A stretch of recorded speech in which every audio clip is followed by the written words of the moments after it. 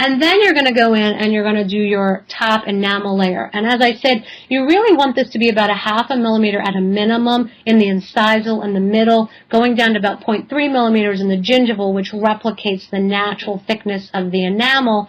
And we're going to want all enamel on the mesial and distal, and we're going to want all enamel in that incisal 1/3 for teeth in a patient that's more youthful, where they have not worn away that whole enamel layer.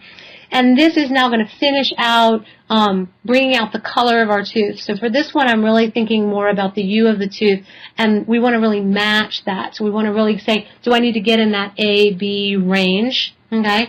And remember, this is where we're going to add our effects, either before this layer or within this layer if we're using some form of composite stain.